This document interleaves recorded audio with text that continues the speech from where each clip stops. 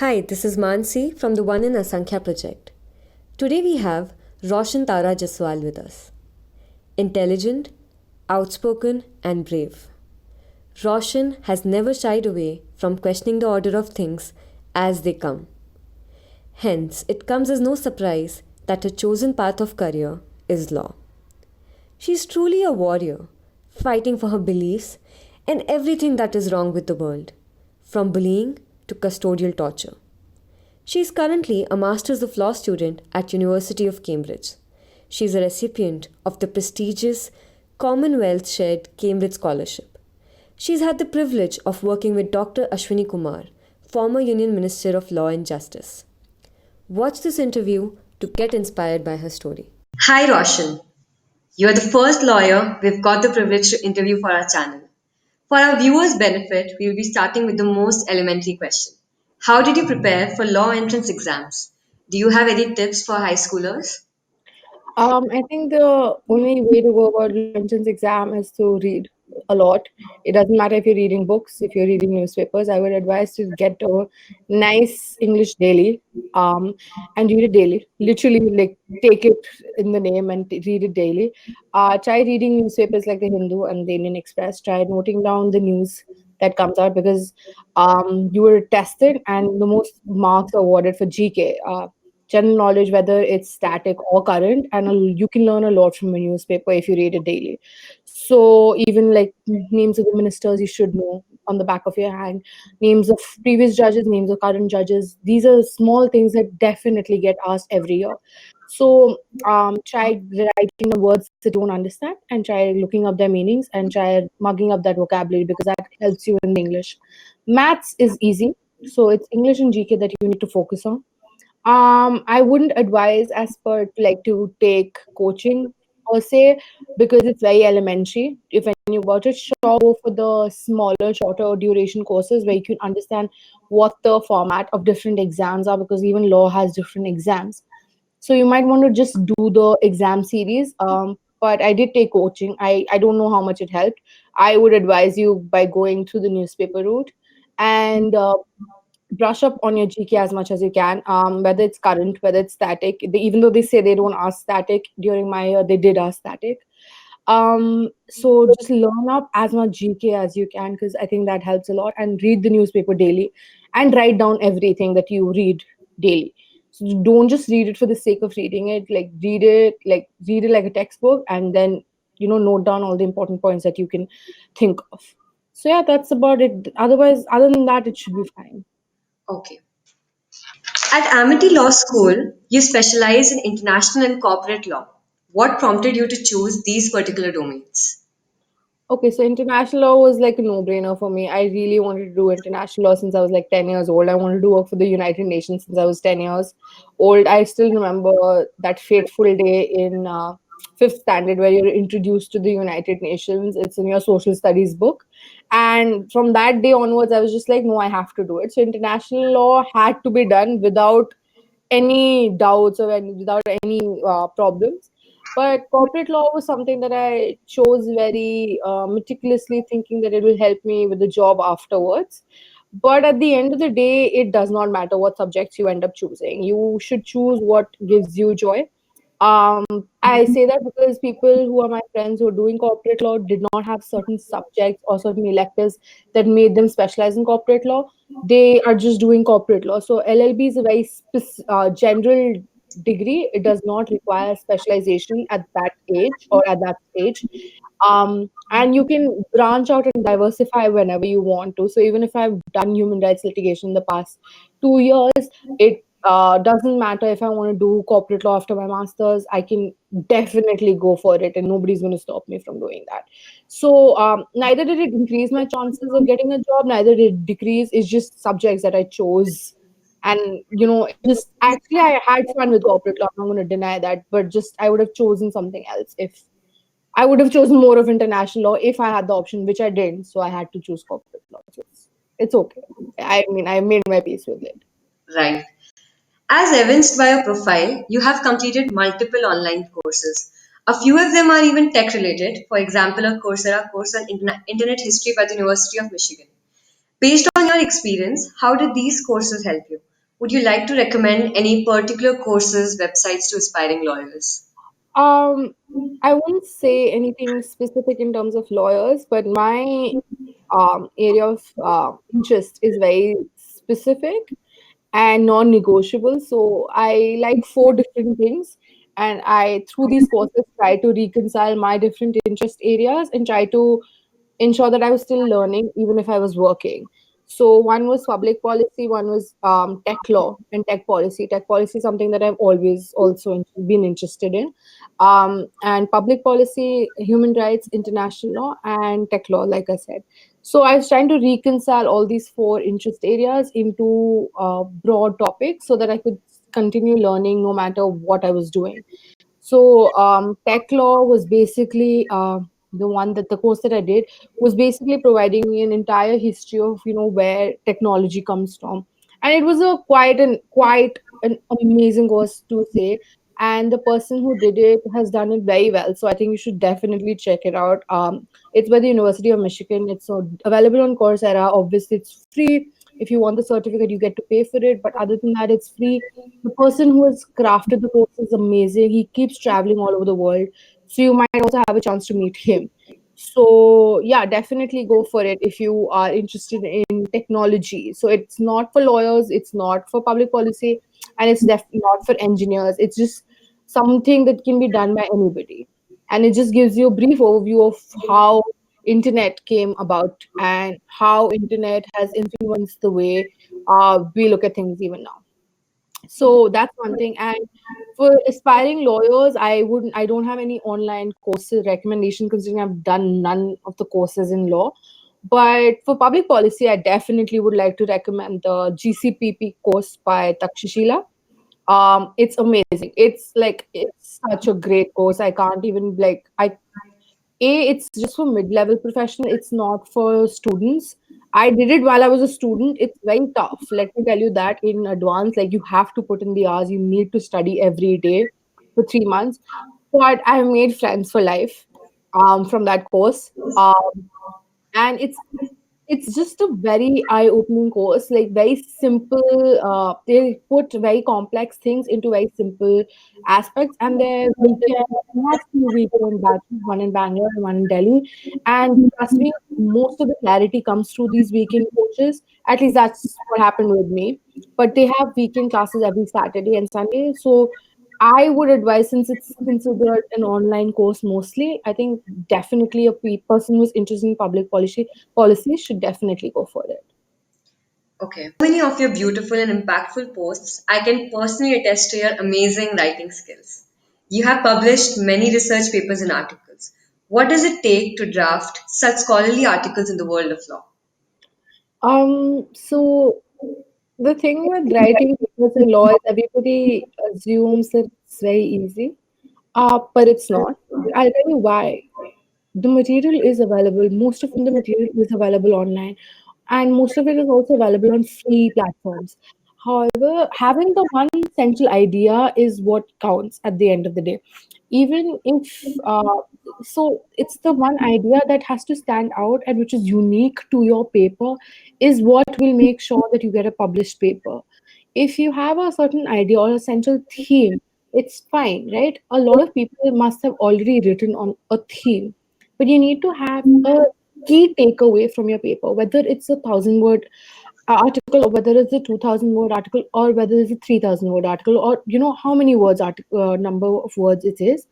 It has to have a very key strong takeaway from it. Like if you it requires the person to think about it once you're done reading with it. So as my boss says very eloquently, he's like, everybody is written, it's the way you write is what is different, right? Even if it's something as simple as refugee law, right? There are a lot of publications that are there which will tell you about the state of refugees in the world or even in India, right? But what is the new thing that you bring to the table? What is the new idea? What is the new central point that you're bringing to the table? What is the new perspective that you're bringing to the table? So if I have written on the Afghan refugees, nobody has written on the Afghan refugees yet, right? About how Afghan refugees have been here since 1991, but they don't have any rights. So having that central theme brings out the best in your paper, I feel personally. Obviously, it needs to be well researched, needs to be well articulated, it needs to have your grammar right on point. Otherwise, nobody's going to even give it a second glance. So, and it doesn't have to be overcomplicated. Please, I know so many people who just try to write big sentences and big words just to, they will have a thesaurus ready just in case to fix certain words with the other words. No, don't do that. Please write as simple English as you can, because you need the person who is reading to understand as well, right? You can't just have big words and think that you're doing something great, because you're not. Trust me, you're not. I've edited papers as well. They use big words, they use big sentences, but there is no key takeaway. So even for my essays that I wrote for schools, for law colleges, genuinely, as the simpler the better. Please do not try to overcomplicate it, because you won't understand it. The reader definitely is not going to understand it. So just keep it simple and have a settled key takeaway. And that key takeaway needs to be unique. It can't be the same as the old ones. So just have these three things, and I think you should be fine. A law student is expected to intern every break, be it summer or winter. Your most memorable internship and why?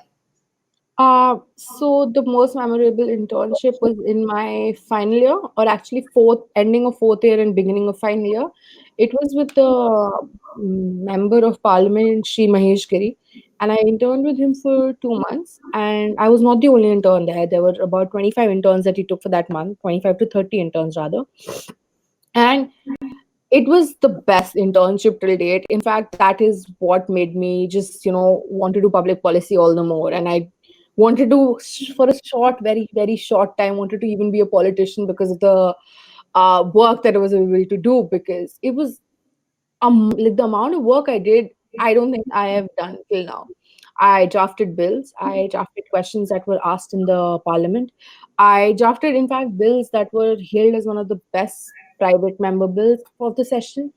And these are with people like Shashi Tharoor, Varun Gandhi, and etc. etc. So obviously, like that exposure left me spellbound. And obviously, apart from all of the fancy legal jargon work that I did, I also did a lot of ground level work. I interacted with a lot of people, that did a lot of surveys, tried tackling real life issues that people are facing. So the interaction with people actually humbled me a lot, and it gave me a new perspective of how to deal with things and how to combat problems in day-to-day lives, which has nothing to do with law, right? But it actually taught me a lot more than what my law school education or even my law internship did, because it gave me a lot of new perspectives on how to go about, how to tackle problems, how to in fact work the public administration system, which in India is abysmal, is what people say. But trust me, there are systems in place for a reason, and those systems work if you actually approach them. So it's just knowing about them. It's the lack of knowledge is why people crib about it so much. But the lack of knowledge is something that also needs to be addressed, and that's what we were trying to get across through the service, etc.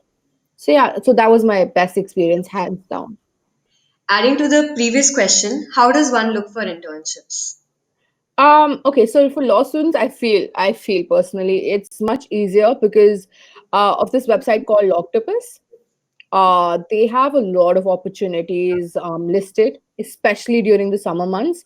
So I think they open it in April or March is when you start applying for internships for or June to August.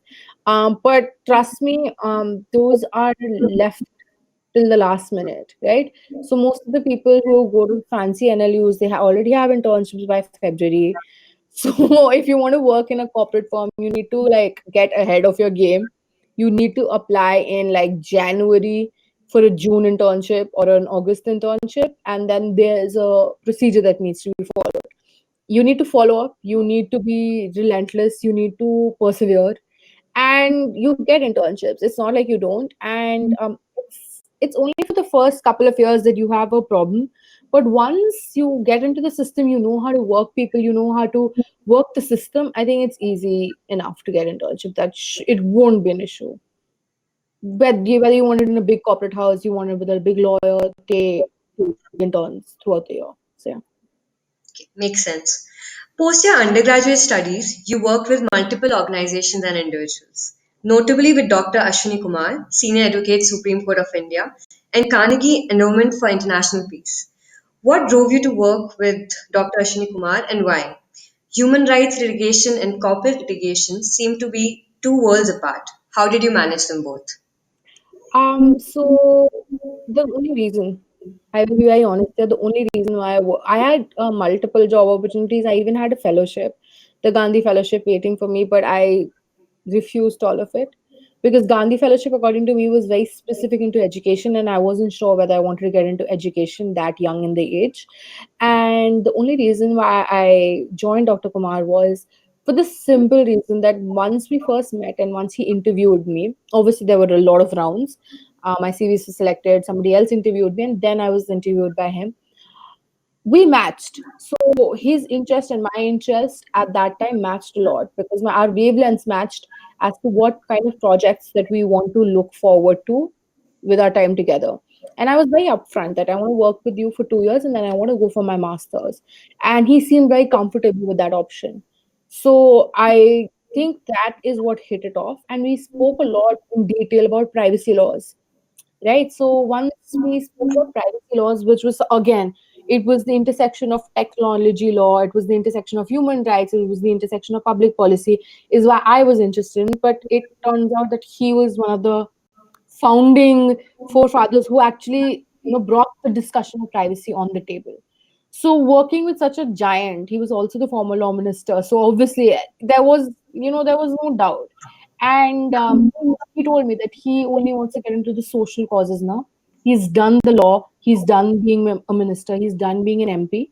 He wants to work, but he wants to work in very specific human rights, larger social issues that are riddling the nation. And that's what we did. So I think that's why I chose what I chose. And in hindsight, it's been an amazing experience. Like I wouldn't trade it for the world any day. And you like to your second part of the question, like human rights and corporate. Yes, we ended up doing human rights to save our soul and corporate litigation to save our belly because we needed to earn some money as well, right? Yeah. Uh, but it actually turned out I loved corporate litigation. I loved it. I genuinely loved working on like multi-crore deals and mergers and the issues that got us. So basically, we were the last resort that they came to because nothing else worked for them. And we went to court and we got favorable orders almost every time that we went to court with my boss and with me and everything. And trust me, there is no thrill as to trying to understand a complicated law or a new law that's been brought in and there's nothing on it as yet, and you're making the law as we go, right? Because that's what the legal system is, that it keeps evolving, keeps changing. So corporate litigation turned out to be my biggest surprise. In fact, I enjoyed doing corporate litigation a lot more than in human rights. Okay, that's a lie, but you see what I mean, right? Corporate litigation was a great, great um, focus that I did have. Yes. Nice. You will soon be beginning your Masters of Law at the University of Cambridge. What motivated you to apply to this program? By the way, viewers, Raushan recently wrote an exhaustive article covering the admissions process to LLM programs. Do check it out. Over to you, Raushan. So I think the reason, okay, so I really wanted to pursue my LLM. It like I always also want to do my PhD after this. It's a secret. It's not like it's a public knowledge, but I've always wanted to do studies. No, I don't want to get into academia because that's the follow-up question. I always wanted to do a PhD. A PhD is very different from getting into academia. Public policy requires you to be very well educated and very well practiced into the field, whichever field that you want to get into. So LLM was obviously just a minor step in the way. I wanted to do an LLM. So I wanted to do an LLM usually from like I personally wanted to go to the US. But I also thought of applying to Oxford and Cambridge only because that is what was my ideal standard, is what I wanted to get into. So I applied to IB schools in the US and I applied to the UK, Oxford and Cambridge.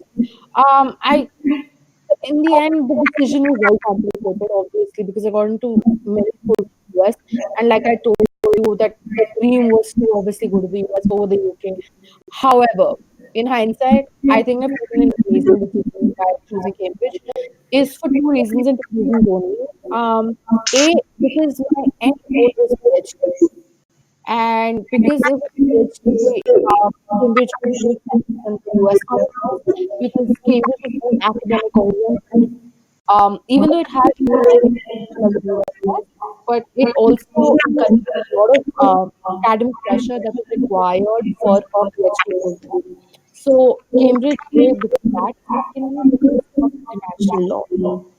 International law has always been my passion, and Cambridge is world renowned. It's ranked world in international law. So doing it from anywhere else made no sense. Thirdly, obviously, which was a subsequent decision, is because of my scholarship. I had always said that if I get a scholarship, I go to that college no matter what happens. So that's why I chose Cambridge over everything else. And that's why I chose this particular course, because it's just a step in what I want to do later. Congratulations on securing the Commonwealth shared Cambridge scholarship. It is literally a dream come true. According to you, what made your profile stand out? So according to me, very honestly, I don't think it's a single thing that made my profile stand out. I think it's a combination of a lot of things. I'll just tell you guys about the scholarship a little bit in detail so you understand what made my profile actually tick. So this scholarship is not by the ministry of Sankari in India. It's directly by the Cambridge University, by the University of Cambridge. They nominate you directly to the Commonwealth Commission, and the Commission, in conjoint with the Cambridge Society, will take a call whether they want to award you a scholarship or not, right? So, firstly, you have to get into Cambridge to even be eligible for these scholarships. And Commonwealth scholarship is one of the most prestigious because it is awarded to students from Commonwealth countries, as a representative not of only of the Commonwealth country that you are representing, but also of the college and obviously of the United Kingdom as well, because they're sponsoring your education. Now, having said that, I think there were three or four things that stood out in my application is what I want to share with everybody here. So, firstly, the scholarship had a huge form. There were about 3,000 word essays that I had to write in different forms. So they ask you very specifically about what your goal is during the course, what it is after 1 year after the course, what your goals are 5 years after the course, and what your goals are 10 years after the course. And I was very clear. I know what I want to do. I want to go to the United Nations. Never did I once mention that I want to come back to India. I want to serve and I want to do human rights litigation here. I told them very clearly that I want to work for the United Nations. I want to work in countries like Afghanistan, Syria. I want to work in armed conflict areas. I want to build up public policy from the bottom up approach and not the top down approach. And I want to work in Muslim nations, and I've been very upfront about that from day one. So, that just be upfront about what you want to do. Have a goal in mind, because if you're not very clear, you are not going to get any of these scholarships, because these are scholarships that are merit driven and not financial need driven. You're going to be competing with a lot of people from all over the world, right? And you need to be very focused as to what you want to achieve through the scholarship, why you should be getting the one. Why are you the one getting the scholarship? Which is completely fair on their part, right? So if you want to be a world leader, or you want to be a leader in your field in the next 10 years, is where they see their investment in you paying off. So one is that, like, be very focused. Second, be passionate. Um, I'm not going to say that everybody needs to have a goal in mind that I had, that since I was 10 years old, I want to do this. No, I'm not saying that. Don't be, obviously, that's not going to happen with everybody. I get that. But be passionate about one single thing. If you're not passionate about a single goal or a single thing in your mind, actually work towards. Having a passion is great, but work simply towards making sure that you're actually fulfilling that passion. So I worked in refugee rights for the past 3 to 4 years. I've been working, I've been writing papers, I've been studying, I have filed petitions in the Supreme Court, and I have used that as a platform using a platform to different people on the platform to sell my passion, right? I mean, I know that sounds really wrong, but I've also done it. I've done it with a larger cause, but this is what I've done to broadcast that is my passion. So, even if I don't get the scholarship, I'm still going to continue doing these things. Don't do it because it looks fancy and people, because you can read it, you can understand it very well. And thirdly, and most importantly, which people don't seem to take it too seriously, is academics. Make sure your academics are on point. If you're not on point, then you're not even going to get to the door, let alone get a scholarship to study there. Right? So these three things is what I think counts at the end of the day. Have a focus, have a passion, and work towards that passion. Don't just say that I have this passion, but I'm not able to do anything. Have a passion, work towards it, do something, even if it's little bit. If I'm interested in education and I taught underprivileged kids for even 2 months a year, it's fine. You did something. Start doing something, start building up from there. And do it for a larger goal. Don't do it just to get a scholarship. Have a goal, and you're working towards that goal. Everybody can see it, that it's a logical step in your transition. Otherwise, it doesn't make, if you want to just have a fancy profile, you can do 10,000 things and I can tell you what to do. So instead of doing that, just have one focused goal and try to work towards it. Throughout your life, you faced many struggles. For example, bullying, body dysmorphia. What keeps driving you? What keeps driving me is a very good question that you asked. I think my support system is A1. Like, there's no other word I can give. Like, it's amazing. I can't ask for more supportive parents, more supportive family, more supportive friends. And I think at one point, especially in school, when I was bullied a lot, I think it was my friends. In fact, it's a very funny story. I know, like, I seem very intelligent and everything, and I should have figured this out like much sooner. And I was exposed to the Western culture and the culture of bullying much, much earlier than most of the people usually are, right?